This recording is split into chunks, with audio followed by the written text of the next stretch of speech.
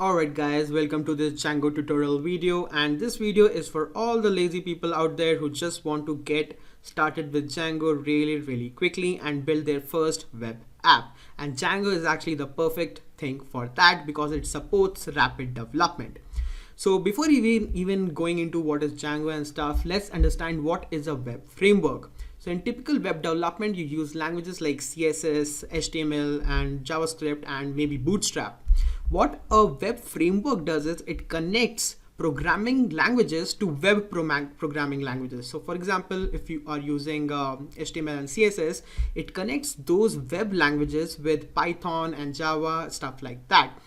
So this is the main function of a web framework. Obviously, web framework also makes sure that you have a blueprint of making your apps in a specific kind of a manner. By apps, I just mean like websites, your web apps. So it kind of helps you have a consistent way of making a website.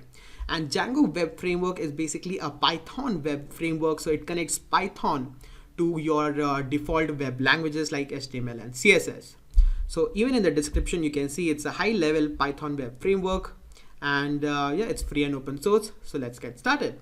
So the first thing we are going to do is we are going to download the Python. So we can go to python.org and downloads, and you can download the latest version of Python if you want.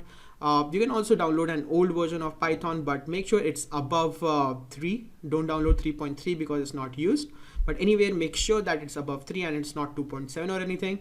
And then the IDE that I use is called Pycharm. You can use Sublime or Atom or anything that you want, but I'll highly recommend if you want to follow along, you download this Pycharm, and you can just download the community version. It's free. It's cool. So anyways, let's get started. So after downloading Python and Pycharm, you'll get a project kind of like this. Now what I want you to do is go to File, click on New Project, and go to this Django, and then write down the name of the project.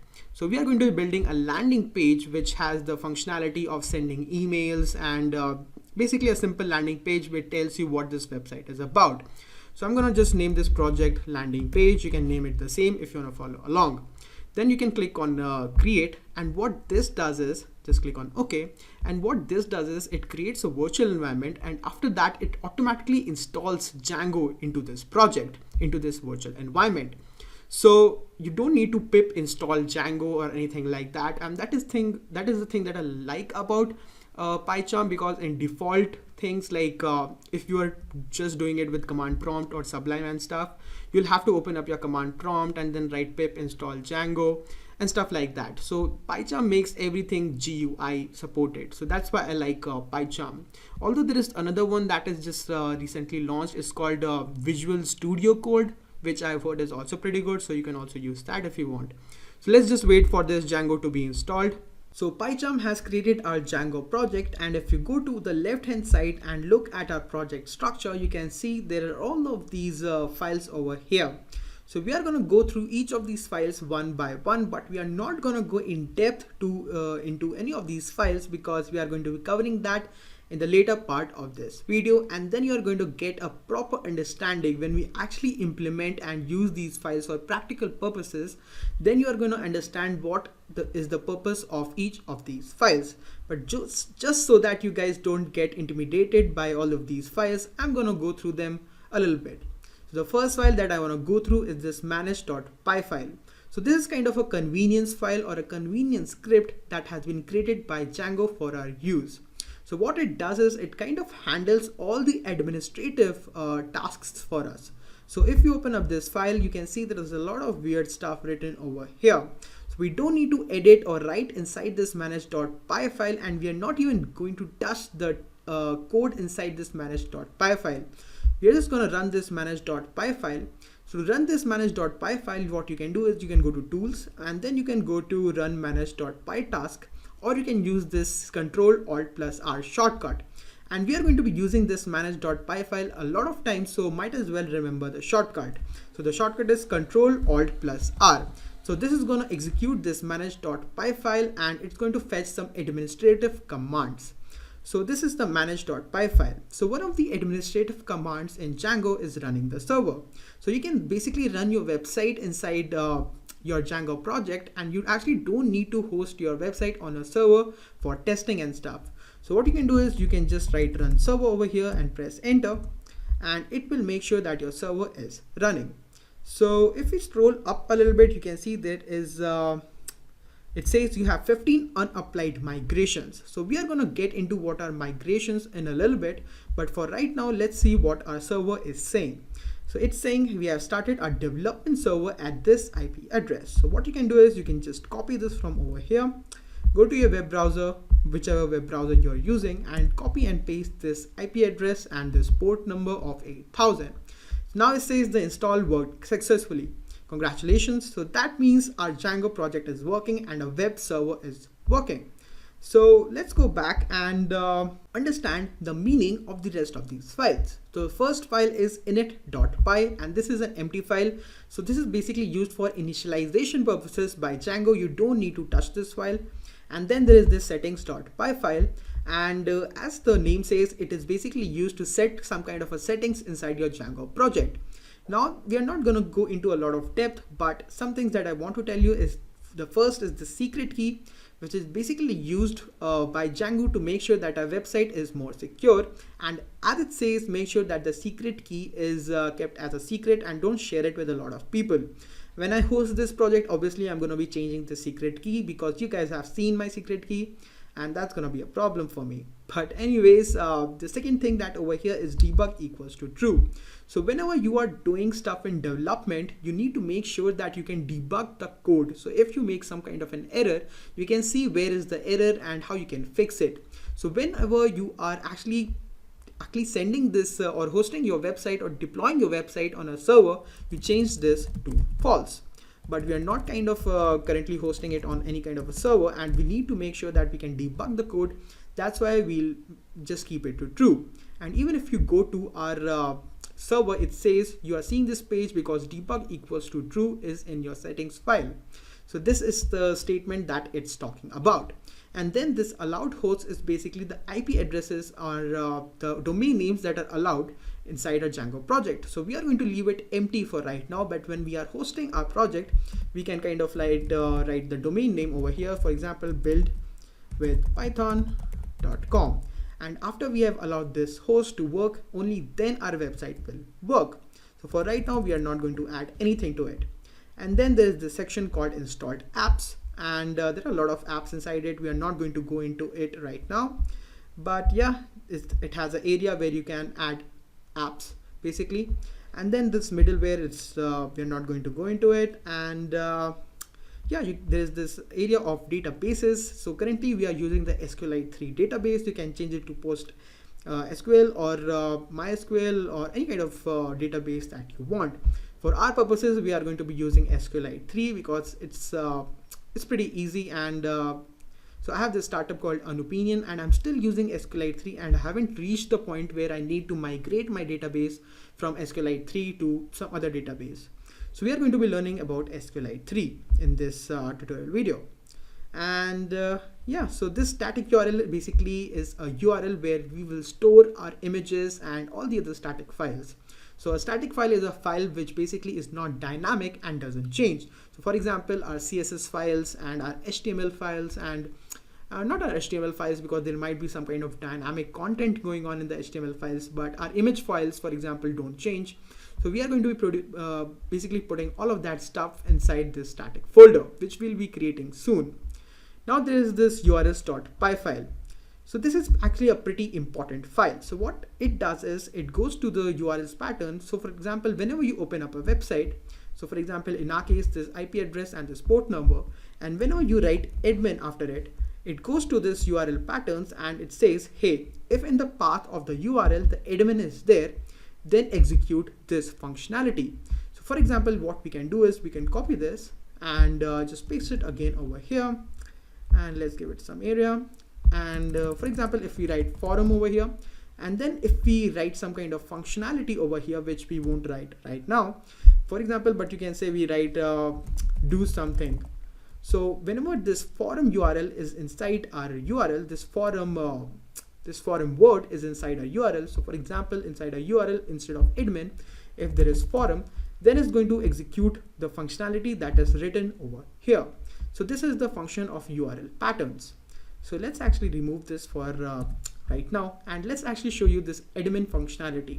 So if let's first see whether our server is running or not. So our server is running, and now if we go to our admin panel and press enter, you can see this Django administration panel opens up. This is because we have written admin.site.urls over here. So let's actually access this administration panel and see how it looks. So for that, we need to stop the server and we need to do something known as migrations. So what we are going to do is we are just going to write migrate over here and press enter, and you can see there are going to be some migrations over here. Let's expand it a little bit. Let me just expand it, and you can see there is some admin stuff going on over here. So what is migrations? Migrations is basically whenever we add something inside a database, we need to tell Django that, hey, we have added some stuff to our Django database, and you need to make sure that these changes are applied inside our Django project. So that is where migrations come in. So with migrate, what we do is we actually process these changes inside our database and make sure they are added to our Django project. Now you must be saying that we have just created our Django project. We have not even created a database. So how are these migrations happening right now? Because we haven't done anything to our database. So what Django does is, whenever you create a Django project, it automatically creates some kind of databases for you. For example, this admin database, which we are going to be looking in just a second. So yeah, you need to make sure that Django knows that these changes are inside Django, and you basically ask it to implement it inside the project. So now to access this Django administration panel, what you need to do is you need to provide a username and password. So to do that, we can just write createsuperuser and press enter, and it's going to ask you for your username and password. Username I'm just going to put as admin. Email address I'm going to let it be blank, and the password I'm just going to call it hello world @ all right, let's try it again. Hello world @ press enter, and super user has been created successfully. So let's log in, admin, and then hello world @ press enter. So now we'll be okay. The server is not running, so we need to make sure that the server is running again. Let's run the server, and all right, our server is running. We can go back over here, press enter, and now we need to write this again. Hello world. I hope I haven't messed up the username and the password. Okay, it's open up, and this is our Django administration panel. So what is this Django administration panel? Whenever you make any kind of changes to our database, you can do it through this GUI functionality. So as you can see, there is this users table that has been created for us. And that is why we needed to do some migrations, because this is a table that has been automatically created by Django, and we needed to make sure that Django knows that we need to implement this database functionality inside our project. And that is why we did migrations even though we didn't do any kind of changes inside a database. So this is our Django administration panel, and we are going to be doing a lot more stuff to it, but for right now, just know that it exists for your purposes. All right, so let's just minimize it and look at the last file inside our project structure, that is this wsgi.py file. So over here, this wsgi basically stands for Web Server Gateway Interface, if I'm not wrong. And you don't need to do any kind of changes inside this file. Just understand that what this file does is it connects your website to the web server of Django. And if you want to know more about it, you can just copy and paste the URL inside your Google Chrome or whatever browser you are using. But I'm not going to get into it because we are not going to be touching this file at all. So guys, there's one more folder called templates folder, and this is the folder where we are going to be putting in our HTML files, and this is a virtual environment folder. So whenever you create a new project inside Pycharm, what it does is it creates a virtual environment. So what exactly is a virtual environment? A virtual environment is basically used to isolate your project from the rest of the computer. So if you install any kind of Python library, for example, request or something like that, or maybe a new version of Django or an old version of Django, even though you have installed inside the project an old version of Django, still inside your computer, there will be the latest version of Django or any kind of library. So it basically is used to isolate your project from the rest of your computer or the rest of your data. So whatever kind of mess we do inside a project is not going to affect the rest of the computer and vice versa. So the last file that we want to look into is this db.sqlite3 file. And if you remember when we were running the server and we wrote migrate over here, this file was automatically created. So what this file is that basically it holds the SQLite3 database inside it. So whenever we created this super user, so for example, in our panel, you can see there's this users and these groups tables. And obviously we have a table which says that there is this admin user. Okay, I'm not running the server, so I can't show it to you. But anyways, whenever we wrote this migrate thing, this file was created. So actually, let me just run the server again so that I can show you that table. So let's press enter and let's wait for the server to run. Looks good. And if we go to our user table, you can see that this table, which contains username, email address, blah, blah, it contains one column or one row which says admin and some data inside it. And this data is basically stored inside this db.sqlite3 file. So whenever we are going to add any kind of new stuff to our database, that stuff is going to be stored inside this db.sqlite3 file. And how do you, if you want to, you don't need to, but how do you actually look inside this file? Just for, just for your, if you are curious and stuff, how do you look inside this file? So you can just copy this file from over here, and I'm going to paste this on my desktop. And this is our db.sqlite3 file. And then we can just go to Google. Let's go to Google and let's write SQLite3 viewer. So I'm just going to write SQLite3 online. And then we can just use this SQLiteonline.com and let it open up. Then we can go to a file, open DB, and we can select our db.sqlite3 file and let it load. And if we go to auth_user, let's double click on it. As you can see, there is this table, which is kind of the same table that is inside over here. So if we look over here, our username is admin. And if we go over here, you can see that the username is admin and it has all of this parameters, that is _staff equal to 1. And over here, you can also see that staff status is a check mark, which basically means it's a 1. Now that we have looked inside this db.sqlite3, let's start actually creating our first app. So we can create a first app by just writing startapp, and then we write the name of the app that we want. So I'm just going to write startapp space my site, and you can name this app whatever you want. And if you're getting confused by what is an app, I'm just going to get into it in a minute. So you can see there is this folder that has been created called my site. And if you look into it, there is this migrations folder, and then there is all of this files inside this folder. So even before we go into these files, let's understand what is an app inside Django. So if you know what is an app, it's basically, you must know that there are a lot of apps in your Android web store or iPhone web store. So I'm not going to get into that because those are different apps. In Django, the meaning of app is a little bit different. So in a typical website, you must see that there are a lot of options. For example, if it is my personal website, it has a landing page like we are creating right now, and then it has a blog area and maybe a forum area and stuff like that.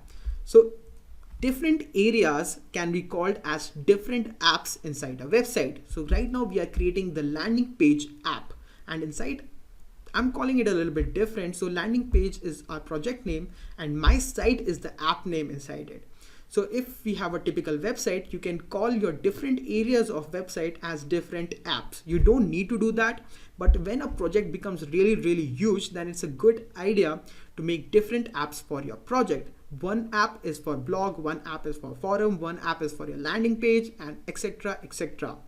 But because our site is not going to be that big, we are just going to create a landing page. That's why we are just going to create one app. So in our app is this my site app that we have created inside a landing page project, and this contains a lot of files inside it. So the first folder is called migrations, and it contains this initialization Python file. So we're not gonna, it's just an empty file just like we discussed before. So what is this migrations folder? So this migration folder contains all of the changes that we have made inside a database. Soon you'll see whenever we made any kind of database or we add tables to our database and then we do migrations, all of those files are going to be added inside this migrations folder. And then these rest of the files, this admin.py file is basically used to handle the administration panel that you just saw over here in this administration panel. So this file, this admin.py file is used to handle that administration panel. And then this apps.py we are not going to touch right now, but just know that it's basically used to add different apps, and it basically used to configure your app. So in our case, we have this my site app, and we can configure our app using this apps.py, but we also don't need to touch this file a lot. And then this models.py file is actually a pretty important file because we add all kind of tables and we manipulate the database using this models.py file. And then this test.py file, as you can see by the name, is used to run tests, but we are not going to get into it a lot. And then this views.py file is actually used to show our web pages, that is our HTML web pages. So the main files that are really important in this app of my site are the models.py file and the views.py file. So these are the most important files. So let's actually close all the remaining files. Now, before we go further into this video and start showing stuff on our website, I just want to make sure that I add this app into the settings.py file of our project. So if you open up the settings.py file, you will see, if you scroll down a little bit, there is this thing called installed_apps. So we have to add an app which is called my site inside this installed_apps. Otherwise, Django is not going to recognize our app and it's going to throw you an error sooner or later, if not right now. So now that we have added it to our settings.py file, let's actually show something on our website. And this part is really exciting because for the first time you guys will be able to show something on your web browser that is going to be some kind of rendering of an HTML or some kind of a text.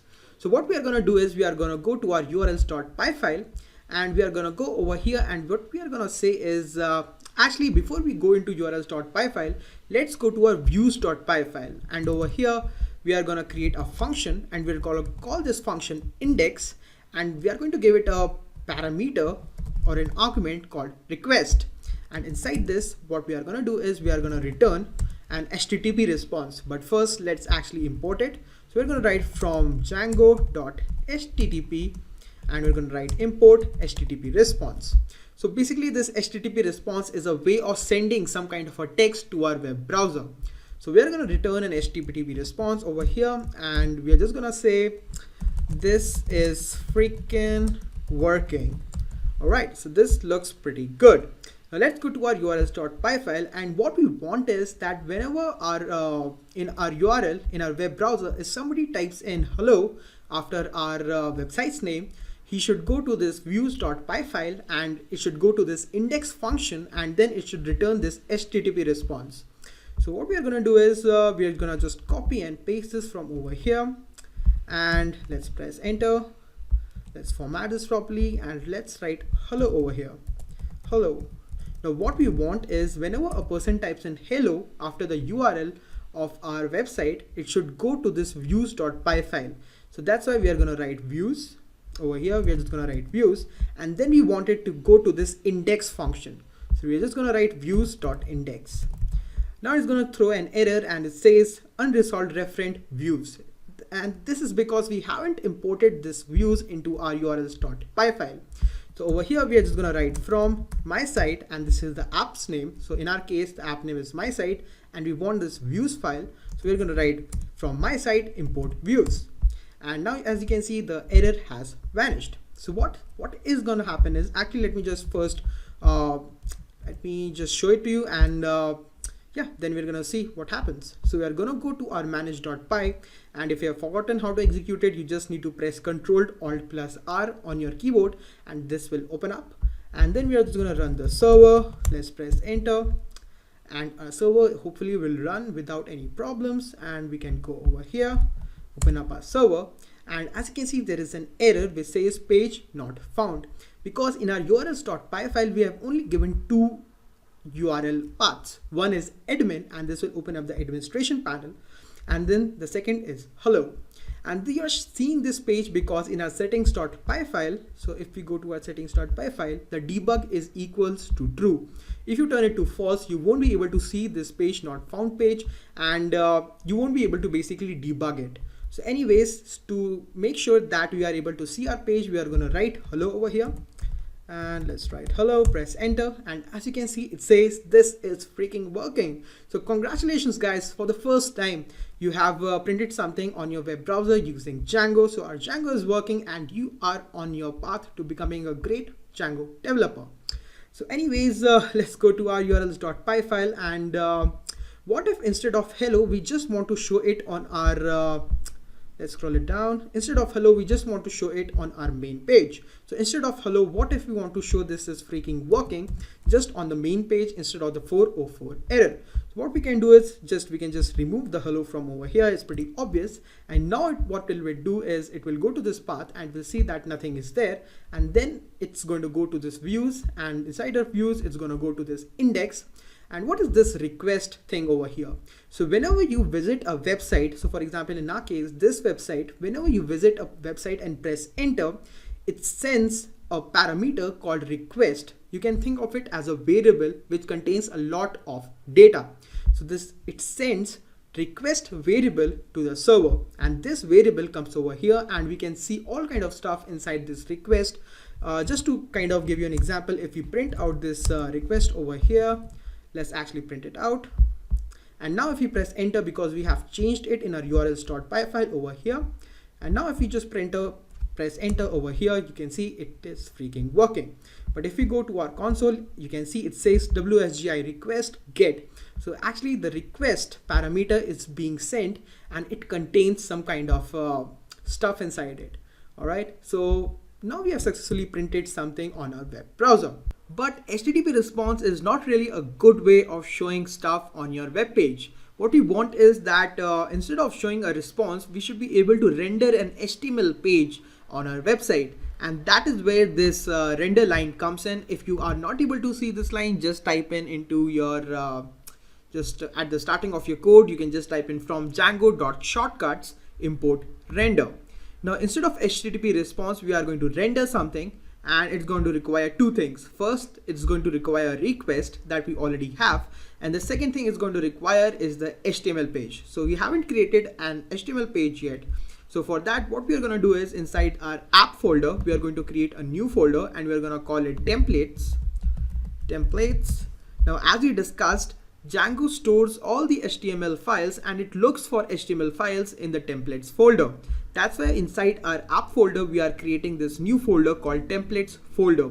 Make sure you name it templates and not anything else. Otherwise, Django won't be able to find your HTML files. Now inside this templates folder, what also Django wants you to do is create another folder with the same name as your app name. So our app name is currently my site. So inside this templates folder, we are going to create another folder and we are going to name it the app name, and in our case our app name is my site, so I'm just going to call it my site. And then inside it you can create your HTML files. So I'm just going to click on new and I'm going to create a new HTML file over here, and I'm just going to call it index. You can call it whatever you want, but usually in web development your main page or main file is called index.html. So I'm going to call it index.html, and I'm just going to write this is this HTML file is working. All right, so now that we have created our HTML file, we have to make sure that our HTML file is being rendered over here. So what exactly is render? So in HTML you can see you have all this web programming language code. To convert all of this web language code to actually a view that a user of the website can see, we have to use something known as a render. So instead of this HTTP response, we are going to just write render. And as you can see, it requires more than one parameter, but for our case, we can just start with 2 parameters. It requires a minimum of 2 parameters. We can just put in the request that we have gotten that we have got from this index function. So we can just write return render, not request, render, and inside this we are just going to write request, and then we are going to write the template name, that is index.html. So we are just going to put quotes over here, and then inside it we are going to write the app name, that is my site. So we are going to just write my site, not over here. What am I doing? You have to write my site over here, and then inside this my site we have to write this index.html. So I'm just going to write in, and it's going to automatically find it for me, and that's pretty much it. Let me beautify it by pressing Ctrl Alt plus L on my keyboard.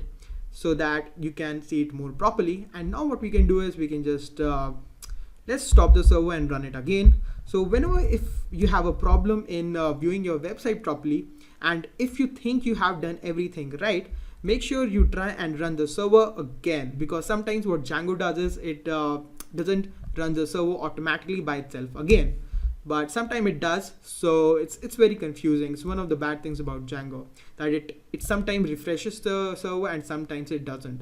So we have to sometimes like refresh it on our own. So anyways, we have refreshed the server. Now if we go back to our web page and press enter, you can see this HTML file is working. So now we have properly rendered an HTML file. Now let's actually render a proper HTML file, because right now it's it doesn't look good. So I'm not going to go into the web development part of HTML, CSS and stuff like that. What we are going to do is, and what you can do is, if you want to follow along, you can just go to github.com/but, and over there go to repositories, and you can just click on Django landing page, and you can just copy this code of index.html from over here to your this index.html. So I'm just gonna go to this over here.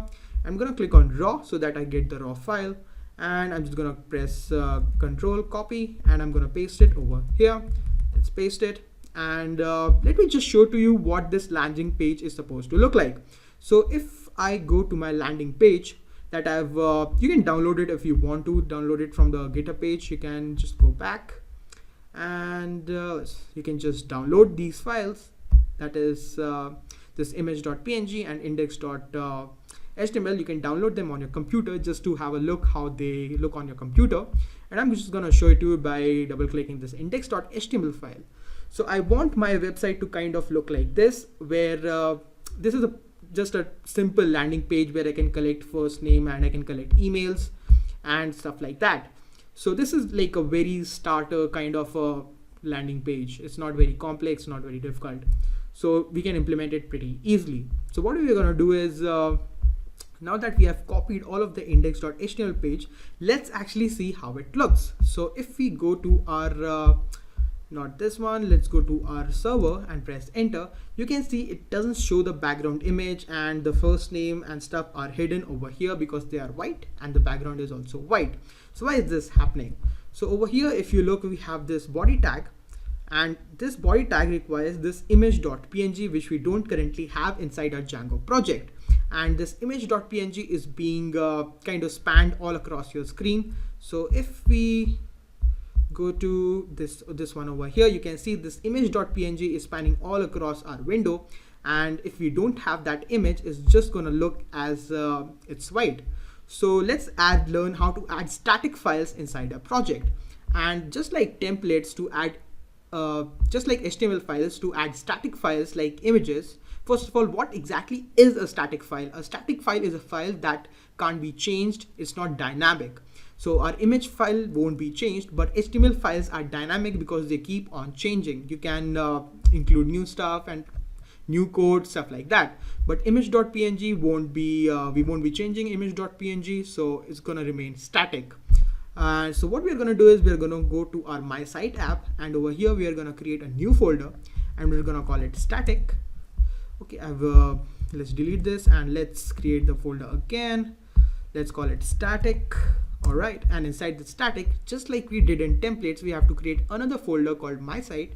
So we're gonna create a new folder, and you can write in your app name. Make sure you write in your app name and not My Site. If your app name is My Site, you can just write My Site, that's fine. Inside My Site, we're just gonna create a new folder, and we're gonna call it images. And inside this images, we can store our image. So let's go to our landing page, copy this image.png, and let's go back to our code, and over here we can just paste our image.png. Now how do we add this image that we have over here?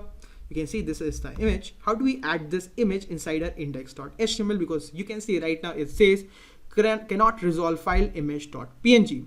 So to add static files like images inside our index.html, what we have to do is we have to use something known as template tags inside our index.html.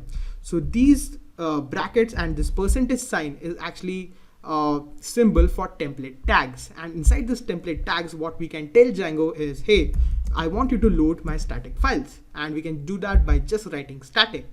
So now all these static files, Django knows that we have to add static files to some kind of static files inside this index.html. Now what kind of static file do we need to add and where do we need to add it? So for that we have to add something else over here. We can just use another template tag, and then we can just say static, and then over here we can just write our path to our image file. So the path is my site images and then image.png.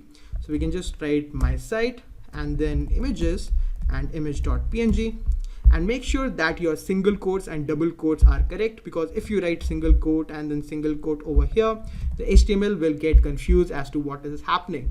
So just to make sure that it definitely doesn't get confused, make sure you use double quotes inside and single quote outside.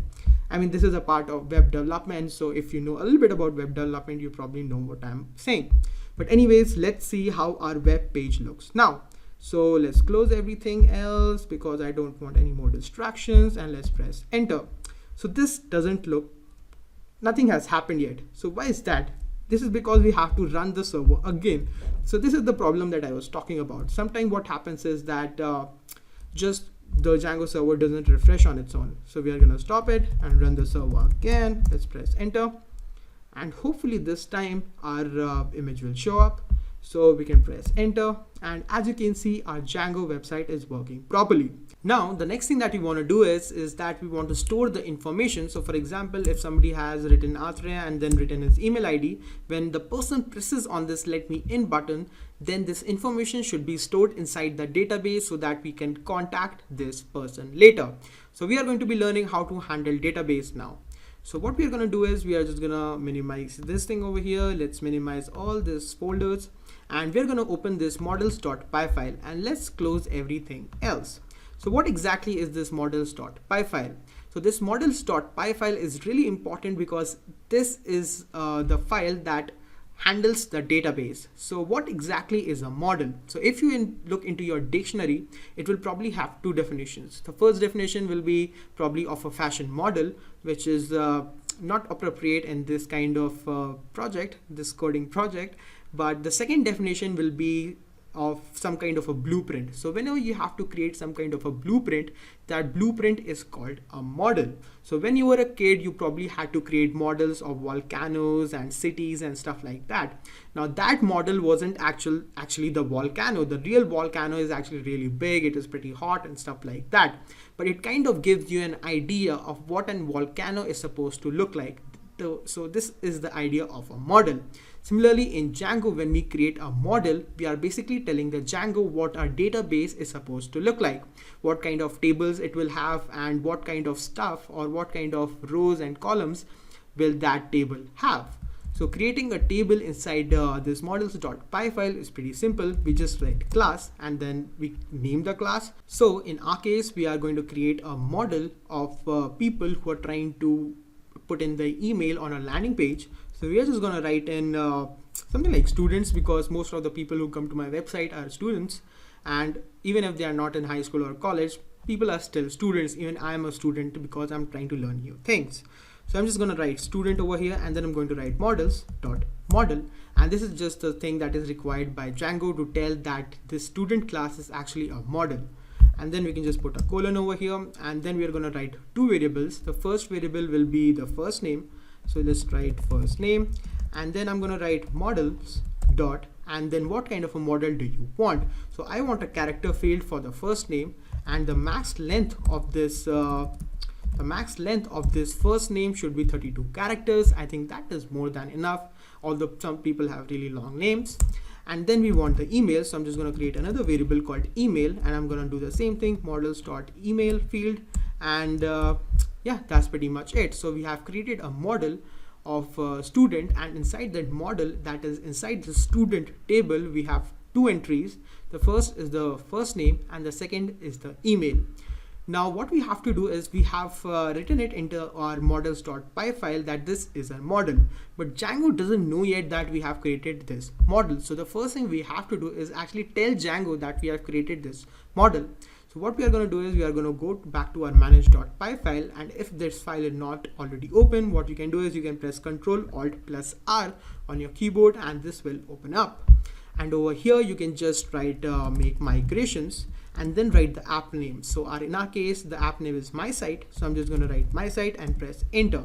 So by make migrations, basically we are telling Django that we have created a model called student, but we have just told Django the Django hasn't added this model to its database.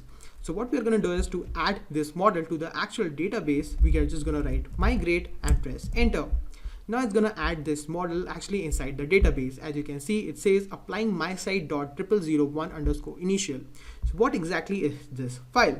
So if you remember, this migrations just had this init_py.py file, and this is basically empty, but now it has this new file over here, and if we double click on it, you can see it says migrations.create model.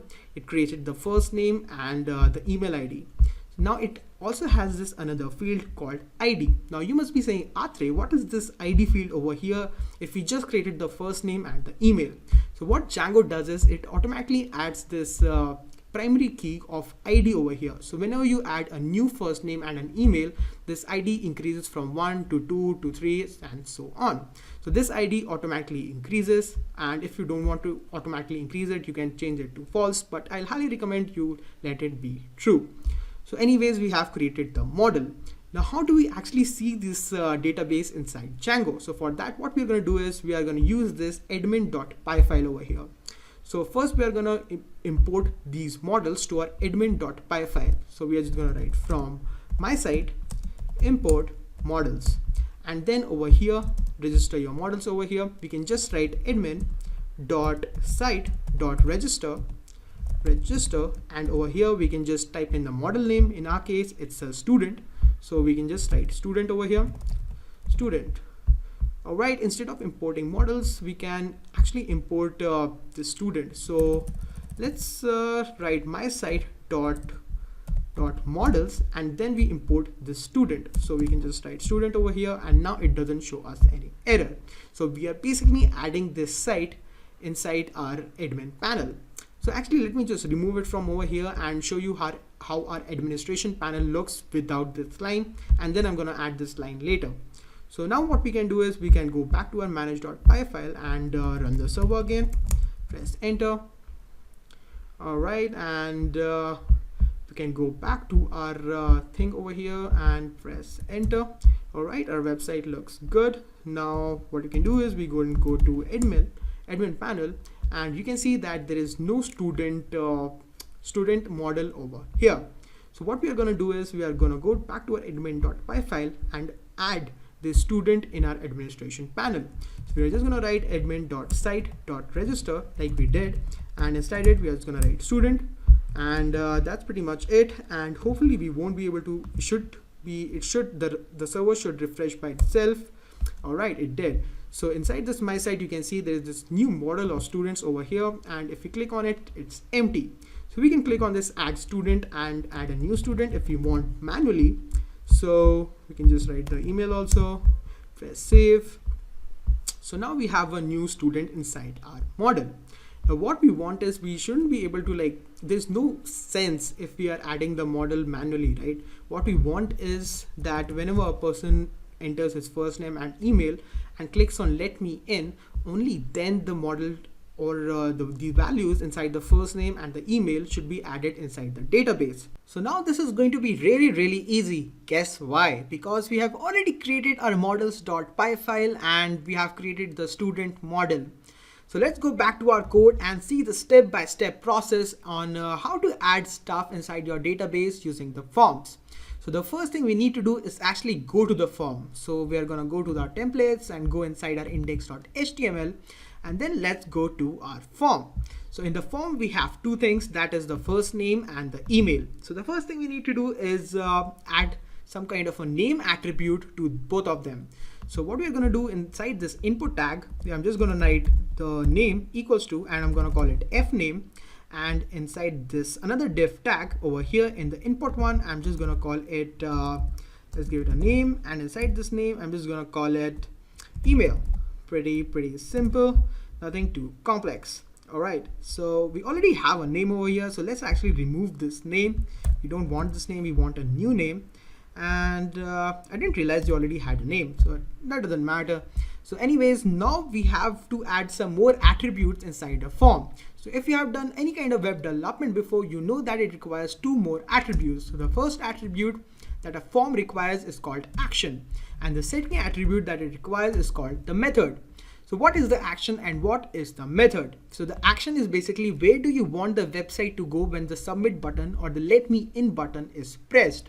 So we want the form to go to our index page. That is, if we close our models.py file, close our admin.py file, and we open up our views.py file and open up our urls.py file, what we want it to do is that whenever we click on the submit button, it should go to our urls.py file, and over here it should again go to this path, that is views.index, and then again it should go to views.py file, and inside this index function we are going to write the code that is going to handle our form. So that is going to be really easy. The first thing we need to do is inside our urls.py file, we need to give it a name. So let's add a comma, and the name can be anything. I'm just gonna call it home because this is our home page. So we're just gonna call it home. And then inside our index.html, we are going to use some HTML tags, HTML template tags. So these are inside Django, and yeah, just like we did with the static files, what you can do is you can just write URL and then write the name that we give to this path, that is home. So inside our index.html, we can just write home. And when we click on the submit button, now it's going to go to this urls.py file, find the name home, and then it's going to look inside this views file and find the indexed function. So what we're going to do is, yeah, let's add the method over here. So what exactly is the method? So the method can be of two types. The first method can be of post type and the second method can be of get type. So what is the difference between the post method and the get method? So the post method is mostly used when you are trying to submit this form, and this form contains some kind of a password or anything that you don't want the user to see. So we are going to be using the post method even though there is nothing very private about over here. And the get method, one thing I just want to tell you, just to satisfy your curiosity, you can also write get over here, it's totally fine. But whenever you press enter into your form over here, what this website does or what your web browser does is that it submits this website to your web server using the get request, not the post request. So just wanted to tell you that. So what we can do is we can go back to our views.py file, and I told you right that this request contains a lot of data inside it.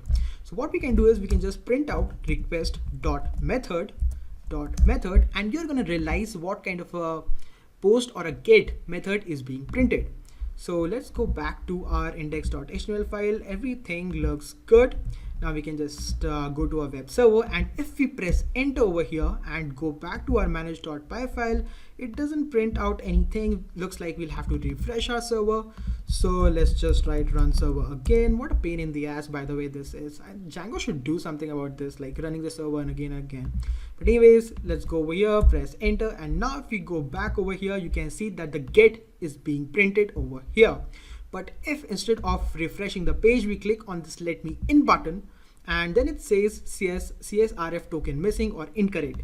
Before we get to the post method, it shows us an error which says forbidden CSRF token. So I forgot to add one thing inside our form, and that is the CSRF token.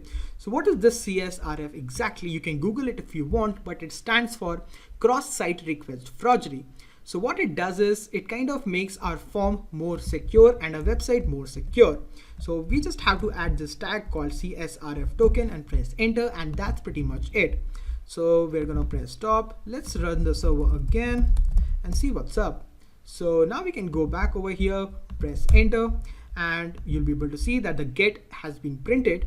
But if you press on this let me in button, and if we go back over here, you can see that the post has been printed. And that is because whenever we transfer it from our index.html to views.py, the request changes. Instead of getting the web page, it is getting the form, and we are sending the form with the post request. That is why the post is being printed. Anyways, the next thing we need to do is transfer these the first name and the email from our index.html to our views.py file. How do we do that? It's pretty easy. We can just create a variable, let's call it fname, which stands for first name, and then we can just write request dot post dot get, and inside this we are going to write the name that we gave over here. So the first name, the name is fname, and in the email the name is email. So what we can do is inside this views.py file over here we can just write fname, and let's actually see whether we got it or not, but let's actually do it for email also. So we are just gonna copy and paste it over here, and let's print out fname and email to see whether they have been received or not. So let's stop the server, let's run it again, run server, press enter, and let's wait for it to run.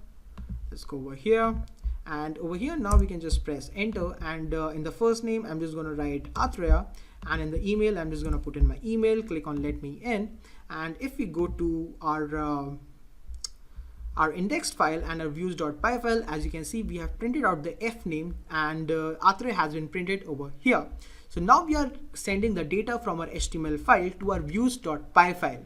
The only thing that is remaining is to send this data, that is the first name and the email, to our database.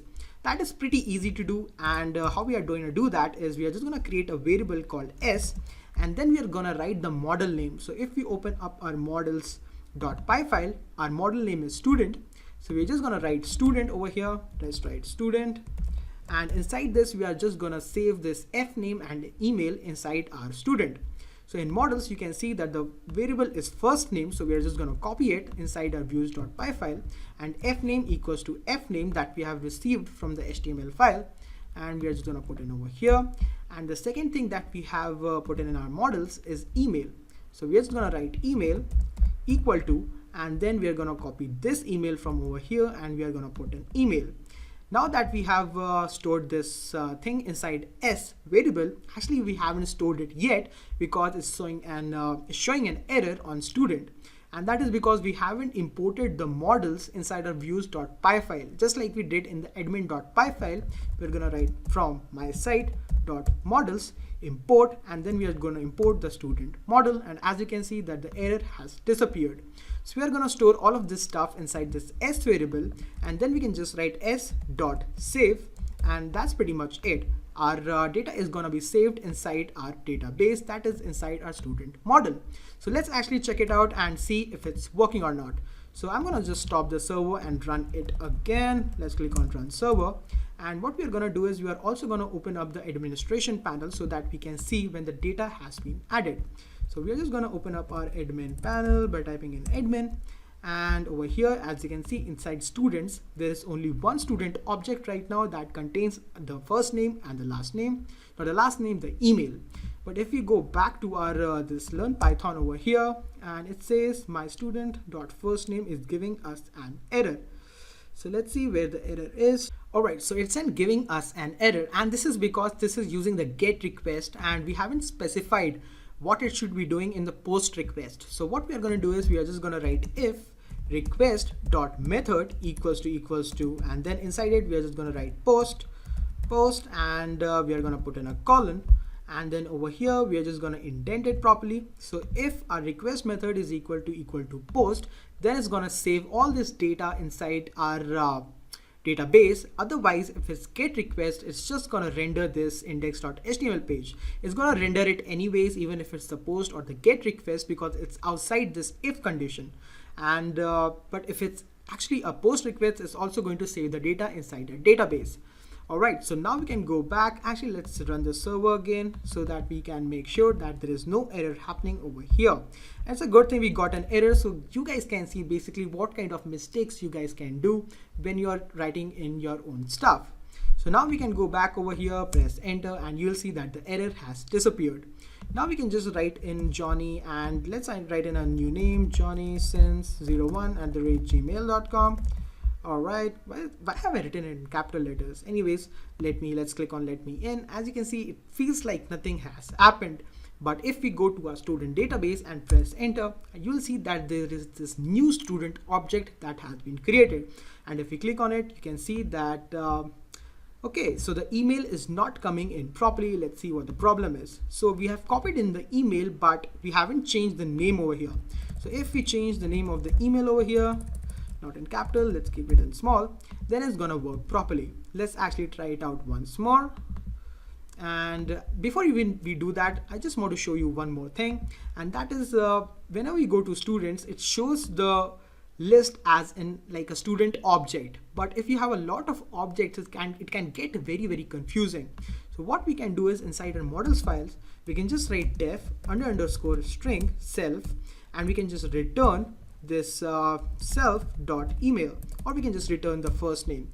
So if you know classes, you probably know what this is. So basically what we are doing is whenever this is being showed inside the admin panel, instead of student object 2, we are going to be showing the first name of the student. So let's actually run the server again. So over here, run server, press enter, and everything should go properly this time. Click over here, press enter. Let's go back to our students, and as you can see, it is being shown with the first name, and this is because we have inside our models.py file. Okay, let's minimize this thing. Inside our models.py file, we have created this function that makes sure that the first name is being shown. Now what we can do is over here, let's go to our first name, and we can just put in the first name as hello@gmail.com. Click on let me in, and then we can go to our administration panel, press enter, and you will be able to see that a new student has been added. It's called hello, and if we open it up, you can see that the email says hello@gmail.com. So guys, congratulations, you have created your first website, and it looks pretty good, and you've created this first website within 1 hour, or at least close to 1 hour. And you have done a lot of stuff in this video. We have created templates, we have make sure that our website looks good. We have learned about the database and how to make a database driven website, how to store this database inside our Django administration panel. You have learned about migrations, you have learned about the Django administration panel, and yeah, a lot more stuff. So guys, this is pretty much it for this video. If you want to have a look at other videos, you can go to the playlist and just go to my YouTube channel. Make sure you subscribe. I don't know why it feels weird to ask people to subscribe, but if you are watching this on my YouTube channel, make sure you subscribe and like this video. And if you want to learn more about Django, I have another playlist on my YouTube channel. It's called Django 2.1 Introduction for Beginners or something like that, and it goes much more in depth into each of these concepts. So yeah, it will be a pretty good thing to watch next. And I'm thinking of maybe making a video where after putting in the email, you'll be able to send an automated email to the person who has put in the first name and the email. So we are going to be learning how to send an email using Django, and whenever I create that video, I'll probably add it in the description of this video.